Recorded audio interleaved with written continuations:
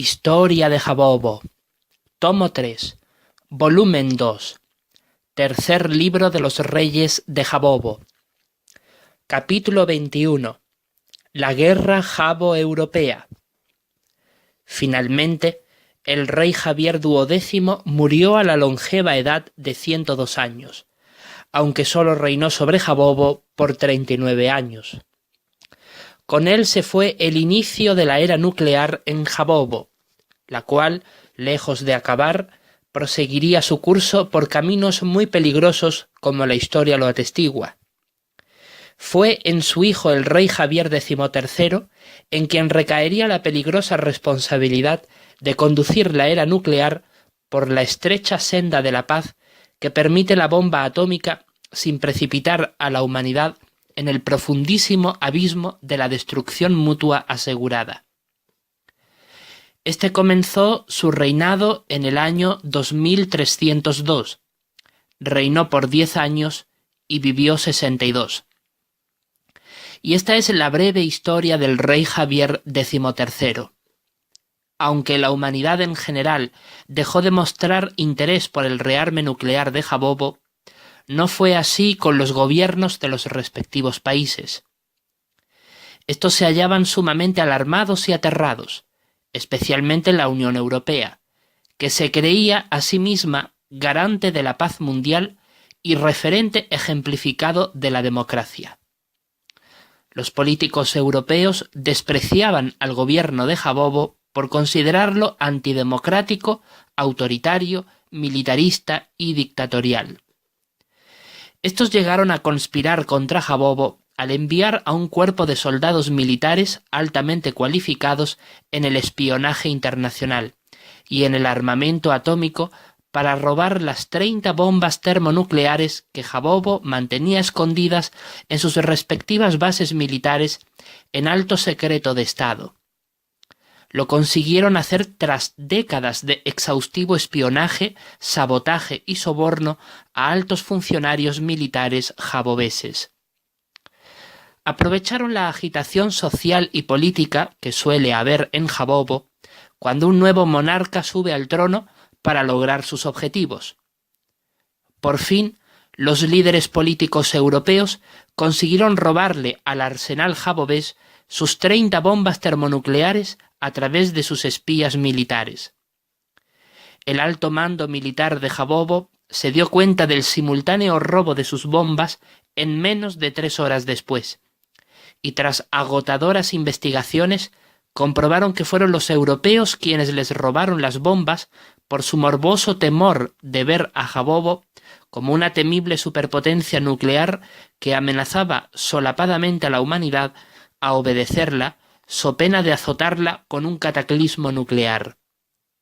Y por eso, a fin de intimidar a Jabobo y coaccionarla para que dejara de rearmarse, le robaron aquellas bombas a fin de entregárselas a sus gobiernos y a sus sistemas industriales para copiar su diseño y fabricarlas ellos mismos, a fin de convertir a la Unión Europea en una superpotencia nuclear respetada en el mundo. El gobierno de Jabobo exigió de inmediato la entrega completa del armamento nuclear robado, además de elevadísimas compensaciones económicas en concepto de daños y perjuicios. El rey Javier XIII en persona advirtió en un mensaje televisado a todo el mundo, y en particular a la Unión Europea, que de no acceder incondicionalmente a las peticiones de su gobierno, los líderes europeos, su imperio entraría en guerra total contra Europa, aunque aquello costase el estallido de la Tercera Guerra Mundial.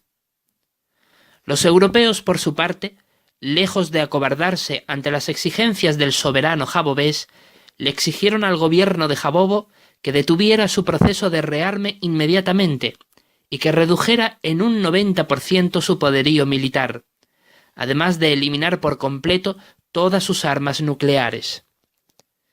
Jabobo se negó con rotundidad y le envió a la Unión Europea un ultimátum: de no entregar en menos de 24 horas las 30 bombas termonucleares robadas al alto mando militar de Jabobo y pagar los 10.000 millones de jabobos en concepto de compensación económica por daños y perjuicios, el gobierno de Jabobo declararía la guerra total a la Unión Europea pasado el periodo de tiempo estipulado de 24 horas contadas tras la entrega de este telegrama a las embajadas de los diferentes países miembros de la Unión Europea ubicados en territorio jabobés. En respuesta, la Unión Europea amenazó a Jabobo que, de existir una declaración oficial de guerra por parte de ésta, entregarían parte de los productos nucleares robados a los rusos para ayudarles en su rearme nuclear a fin de hacer frente ambas superpotencias a la desafiante Jabobo, puesto que desde el siglo XXI los angloamericanos y los chinos siempre se habían negado al rearme nuclear europeo, privándolos de toda ayuda militar posible a fin de que no consiguieran fabricar armas nucleares. Los angloamericanos y los chinos deseaban mantener su propio monopolio nuclear frente a las demás superpotencias del mundo, a pesar de tener que lidiar con Jabobo y su creciente poder nuclear. Es por esa razón de que en este conflicto en particular, tanto los angloamericanos como los chinos y las demás superpotencias de la Tierra decidieron mantenerse neutrales. Los rusos al principio titubearon, pero tras pasar las 24 horas del ultimátum del gobierno jabobés hacia la Unión Europea y confirmarse la declaración de guerra hacia ésta el día 1 de marzo de 2302, entonces los rusos rechazaron toda proposición político-militar de los europeos, inclusive sus productos nucleares robados, y proclamaron internacionalmente su postura neutral en dicho conflicto. De esta manera se evitó por muy poco el estallido de la Tercera Guerra Mundial, aunque fue inevitable la guerra total contra la Unión Europea por parte de Jabobo. La guerra duró un total de 4 años y la ganó Jabobo. Estados Unidos y Gran Bretaña culparon a la Unión Europea por su actitud irresponsable y temeraria, y le confirmaron públicamente al gobierno de Jabobo su estricta postura de neutralidad ante el conflicto bélico. La guerra jabo-europea tendría lugar sin interferencia de cualquier otra superpotencia ajena a estas. El gobierno de Jabobo estableció en alto secreto de Estado los objetivos a conseguir en la guerra contra Europa. Evitar en la medida de lo máximo posible la pérdida de vidas civiles y de daños materiales siempre y cuando no entorpeciese el objetivo de derrotar incondicionalmente a la Unión Europea. Derrotar incondicionalmente a la Unión Europea a través de la destrucción nuclear total de todas sus ciudades capitales de cada país miembro. Saquear económicamente a Europa a fin de cobrarse la cantidad impuesta de 10.000 millones de jabobos, desde metales preciosos hasta maquinaria industrial y militar, y una vez acabada la guerra, restaurar la democracia en Europa con partidos políticos pro-jabobeses y pro-latinoamericanos. Para lograr estos objetivos, el alto mando militar de Jabobo se empeñó en enviar a la mitad de la contingencia militar jabobesa frente a las costas francesas y belgas, junto a la otra mitad frente a las costas españolas e italianas y griegas, mientras un grupo de militares altamente cualificados y adiestrados para la ocasión se encargaban de recuperar las 30 bombas termonucleares robadas por los europeos y colocarlas de nuevo en las bases militares de Jabobo, en donde se hallaban originalmente puestas. Ahora bien, cuando estaban discutiendo los líderes políticos y militares de Jabobo respecto a estos planes estratégicos y a estos objetivos militares, los europeos, en su desesperación al entrar en guerra contra Jabobo, pues en verdad no creían hasta el último momento de que verdaderamente entrarían en guerra contra los jabobeses, pues creían que los angloamericanos y los rusos los apoyarían y eso amedrentaría a los jabobeses a enfrentarse a ellos. Le lanzaron por medio de misiles balísticos intercontinentales 2 de las 30 bombas termonucleares robadas, una contra la isla de Jabobo y otra contra Río de Janeiro. Sin embargo, aquellos 2 misiles nucleares lanzados contra Jabobo fueron interceptados a tiempo en pleno vuelo por los satélites antimisiles que el Imperio mantenía en órbita desde el espacio, protegiendo cual escudo protector el espacio aéreo del territorio jabobés ubicado en Sudamérica. Entonces, de manera automática, los destruyeron con potentes láseres lanzados desde estos satélites antimisiles contra los misiles balísticos intercontinentales termonucleares lanzados por los europeos, y fueron destruidos en la estratosfera, en donde los interceptaron. Geográficamente hablando, fueron ubicados y destruidos en un lugar apartado del Atlántico Norte. Aquello demostró fuera de toda duda que lo que se proponía el gobierno de Jabobo contra las capitales europeas estaba plenamente justificado. Entonces comenzaron a ejecutar su plan de guerra. El alto mando militar de Jabobo sabía que los europeos rogarían la paz de rodillas tan pronto como sus ciudades capitales fueran nuclearmente arrasadas. Pero, mientras tanto, reconocían que éstos les presentarían una feroz resistencia militar. Y así fue. Hubo terribles batallas navales: la batalla de la bahía de Cádiz, la batalla de Gibraltar, la batalla de Sicilia, la batalla del Egeo, la batalla de Calais y la batalla de Jutlandia. Se luchó hasta la muerte por la supremacía naval y, aunque más de la mitad de la flota naval del Imperio de Jabobo fue destruida, ésta consiguió la victoria a costa de hundir a toda la flota militar europea y aniquilarla por completo. Esto se consiguió durante los 2 primeros años de guerra.